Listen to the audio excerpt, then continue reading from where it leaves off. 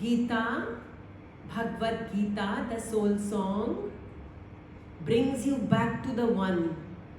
Arjun is miserable because he is in diversity. He is in the many. So many people, so many thoughts, so many feelings, so many emotions, so many karmas, so many fruit. And Krishna is standing there, beautiful into the one alone. Come, let us see what happens to Arjun after this. Chapter 1, Shlok number 44. Utsanna kul dharmanam manushyanam janardana narake aniyatam vaso bhavati tyanushrumu. And now Arjun is looking up at the afterwards. That afterwards this will happen, Bhagwan. Afterwards that will happen. The spiritual aspirant is not permitted to go into the future. He has to live in the here and now. But Arjun, with all his ignorance, this will happen, oh Lord, and then that will happen, and that will happen. The women will become vile. The children will be illegitimate. Then they will give us Shrad and we will go to damnation. So much ignorance. So much ignorance. In this particular shloka, Arjun is looking at Bhagwan. He's forgotten the now and here. Oh Janardhan. Janardhan, the lover of people, the lover of disciples, the lover of devotees, the lover of those who surrender. Janardhan. Oh Janardhan, we hear that men who have lost their family traditions dwell in hell for an indefinite time. No, Arjun, you cannot go to hell. You have surrendered to Krishna's feet. Anyone who has spoken the word Krishna once will never go to hell. Anyone who has put his head at Krishna's feet even once will never go to hell. Anyone who has surrendered to Krishna once will never go to hell. Krishna, Krishna, Krishna, Krishna. Arjun, you can never go to hell. You will go straight into Krishna's heart because you have surrendered to him. But Arjun, in his ignorance, is repeating again and again ignorant stuff. Bhagwan, we will all go to hell. No, Arjun. Those who love Krishna can never go to hell. And Kunti and the Pandavas love Krishna. When the war got over and Krishna put everyone in their rightful place and Yudhishthir on the throne, he started to go back to Dwarka. Kunti stopped him and said, "Oh Krishna, lovely were those times when we were in trouble because you were always with us. You spent every moment with us. Those painful times were beautiful, Krishna. You were there. Now when everything is good and everything is great and you are leaving us and going to Dwarka, oh, those times when we were suffering and our Krishna was close to us. He has forgotten the now and here. O Janardhan, lover of disciples, we hear that men who have lost their family traditions dwell in hell for an indefinite period of time." Come back, Arjun. Where have you gone? Which flight have you taken? Krishna is taking you to the flight to beyond, to the abode of bliss. Where are you headed?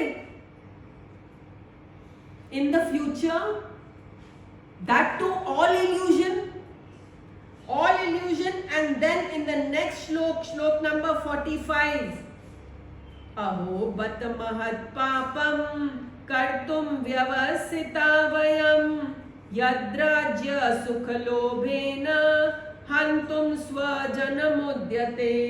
Alas, Arjun says, What a great sin we are going to commit by slaying our own people for the greed and pleasure of the kingdom. No, Arjun, you have no greed and you have no pleasure of the kingdom. You were born in the forest and you were always satisfied in the forest. One time Arjun was banished alone to the forest and he spent lovely times in tapasya and austerity, in meditation and chanting. He met Shiva and Ma Parvati. He went to his father Indra in heaven and gave all of them peace and bliss. Arjun, you never were greedy. Never, never, never. The devotee of God can never be greedy. Dear spiritual aspirants, there is not even one drop of greed inside us. And Arjun says, why should we kill our own kinsmen for greed and pleasures of the flesh? Arjun, you were never desperate for pleasures of this flesh. You were always surrendered, always in service of the divine, of your subjects, always in austerity, always in tapas. You have never been greedy. You have never indulged in pleasures of the flesh. You have always remained completely surrendered to Lord Shri Krishna. And the next shlok number 46, Yadi mama pratikaram ashastram shastrapanaya dhartarashtra rane hanyus tanme kshemataram bhave. Arjun gives up totally. Now he is at his wit's end. Now he is exhausted. And darling ones, when we are exhausted, then Krishna embraces us fully. When we are completely exhausted and we cannot fight and we cannot move on and we cannot walk a single step.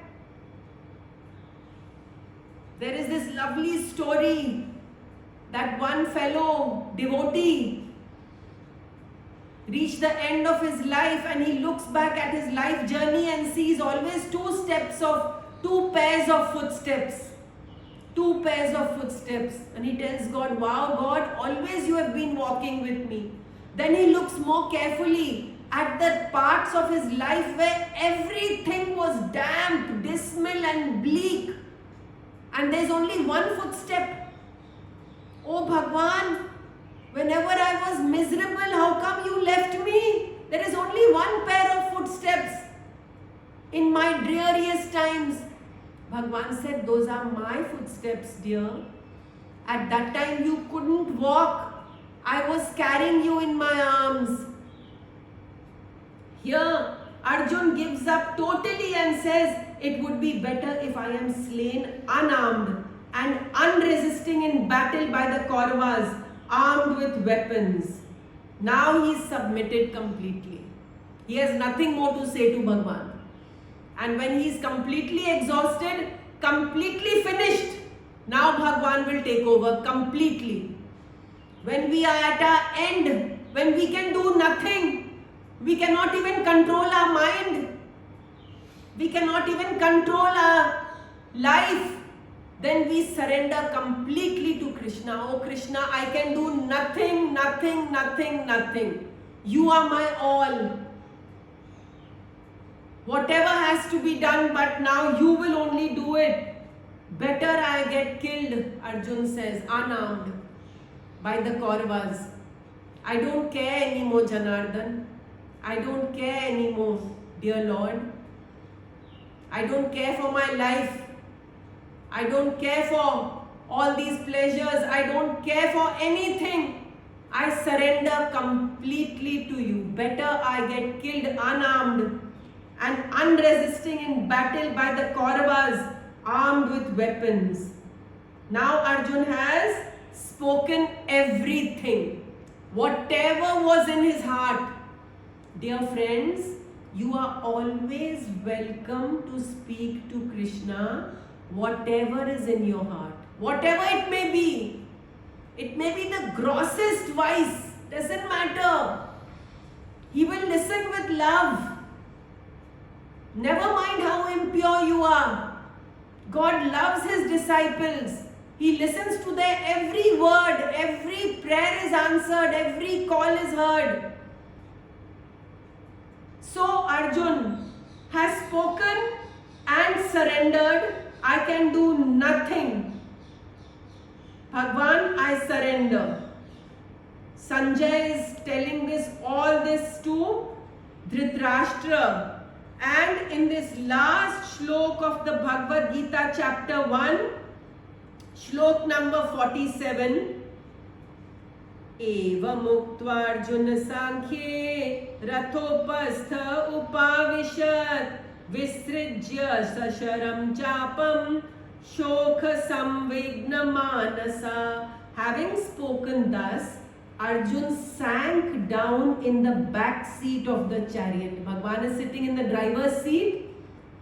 Yes, Bhagwan is always in the driver's seat. Dear spiritual aspirants, Bhagwan is in the driver's seat. Arjun sank down in the back seat of the chariot, laying down his bow and arrow in utmost despair. Dear dwellers in the divine feet, we have to put all our instruments down at Krishna's feet. Arjun surrendered his Gandiv, his bow and arrow at Krishna's feet. We have to lay down all our weapons at Krishna's feet. Our argumentative mind, our cunning intellect, we have to surrender these at Krishna's feet. Whatever we have to surrender everything and lay down in prostrate surrender. O Lord of the heart, please do guide us. For we know not and you are the all-knower. We are filled with illusions and you are the supreme reality. We are ignorant and you are the source of blissful knowledge. We bow down to thee for guidance. We completely surrender. And here Arjun's surrender is total. His surrender is whole and complete. His surrender is pure. Total, willing, complete surrender. That is exactly what we can do, dear friends. That is all that we can do. We cannot scale the heights of spirituality. Krishna has to take us by the hand and take us upwards. But how will he take us upwards? When we completely surrender. Arjun says, I will not fight, Bhagwan. I can't fight. I can't even stand. Like that, when we completely surrender to the Supreme Consciousness, completely surrender to the Satguru, completely surrender to Krishna, he will take over our life. Like when you sell a building, now you have sold a building to someone. Now you have already sold it. Now all the repairs of the building have to be borne by the person who has bought it.